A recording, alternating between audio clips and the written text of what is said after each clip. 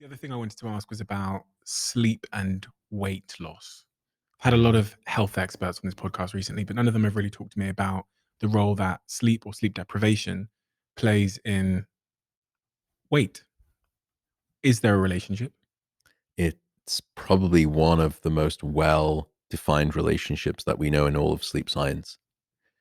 And it is at least a three-part story. So the first emerging evidence came in terms of hormones. So there are what we call appetite regulating hormones. And the two principal ones of concern here are something called leptin and ghrelin. Now, leptin, when it's released, will signal to your brain that you're satisfied with your food, you are satiated, and you are no longer hungry. Ghrelin does the opposite. When ghrelin is released, it says, no, you're not satisfied with your food, you are not full, you still want to eat more, you are still hungry. And some of the first studies, they started to just limit people, restrict people's sleep to 6 hours or 5 hours or 4 hours. And what they found was that there was, firstly, that signal leptin that says, no, you're satisfied with your food, you don't want to eat anymore, you're full. That signal of fullness, satiation, was decreased by 18%. If that wasn't bad enough, ghrelin, which is the hunger hormone, that leapt up by 28%. Overall hunger levels rose by about 26%. So, firstly, it's almost like double jeopardy that you are getting punished twice for the same crime of not sleeping enough. Once by losing the signal of, I'm full, I don't want to eat anymore. And once again for the, no, I'm much more hungry and I'm just going to overeat, which is ghrelin. So, what that produces is a profile of increased eating. So, on average, underslept individuals started to eat in those studies about 300 to 400 extra calories at each sitting by way of insufficient sleep. Then, what they discovered is that it's not just that you want to eat more, it's what it is that you have a craving for when you are underslept. And this is the problem. What they found is that when you are underslept, you eat more of everything, but you especially eat more of these heavy hitting, stodgy carbohydrates, bread, pasta, pizza. The next thing that you started to eat, have a preference for, was simple sugary foods, sweets, and chocolate. And then finally, you started to crave very salty food, and high sodium food intake will increase your blood pressure. So that was the first of the three mechanisms. Then we did a study where we said, perhaps it's not just the circulating hormones in the body. The brain is the ultimate arbiter of your food decisions. So what's going on in the brain? So we took a group of perfectly healthy individuals and we put them through the experiment twice. Once when they'd had a full 8 hours of sleep, and once when we deprived them of sleep. And then the next day, we placed them inside an MRI scanner and we showed them images of lots of different foods that range from being sort of, very healthy to being very unhealthy, and sort of ice cream and, chocolate and pizza and things, to leafy salads and nuts and greens and vegetables. And we asked them to rate how much they wanted that food for each item.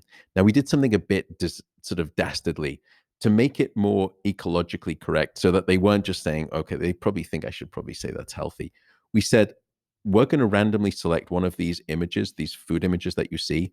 And after you get out the brain scanner, we're going to give you that food and we're going to politely ask you to eat it all. So it made it a bit more realistic so the choices were more, as much as that we could. So what we found is that when they were sleep deprived, the deep hedonic centers, the emotional centers of the brain, these desire centers, these reward centers, they ramped up in their activity in response to these highly desirable, highly unhealthy foods. So these more basic sort of, guttural parts of the brain, as it were, these reward centers were lighting up much more strongly when you were sleep deprived. Worse still, the impulse control regions in the front of the brain, what we call the prefrontal cortex, they were shut down, they were taken offline. So as a consequence, you lost your impulse control. And that's why you start to then say, when I'm sleep deprived, at the food sort of buffet, I'm not going to do salad. I'm just going to, that pizza looks awful good, or that pasta with the cream, I'm just going to go into that, all go. So it's what we call a pattern in terms of brain activity in neuroscience of hedonic eating, that your brain goes into this hedonic desire profile. So now we understood it's not just hormones in the body, it's also changes in the brain. Then came the finding that there's another chemical in the body that's responsible. And this comes on to cannabis. when people when people that you may know have smoked cannabis, they'll often say, I get viciously hungry. I get the munchies. I get really hungry. That's no coincidence, because cannabis will stimulate appetite. Now, we all have naturally occurring cannabis compounds in our brain and our bodies. They are called endocannabinoids. Endo meaning comes from inside us, whereas the cannabis that comes externally when you sort of smoke it or take edibles. So endocannabinoids do many things for the brain and the body, but one of the things that they do is control your appetite and your hunger. And what we found is that when you sleep deprived individuals, these naturally occurring endocannabinoids rocketed up by over 20%, cranking up people's appetite. Mm. And so these three ways lead you to start packing on. When insufficient sleep is occurring, when sleep gets short, your waistline typically starts to expand. And we now understand the reasons.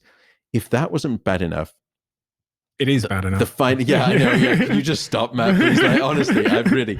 The last thing that we discovered is that, let's say that you're trying to be really careful and you're trying to diet and you're trying to lose weight. If you're not getting sufficient sleep, then 60% of all of the weight that you lose will come from lean muscle mass Oh God, no, and not fat. not the muscle.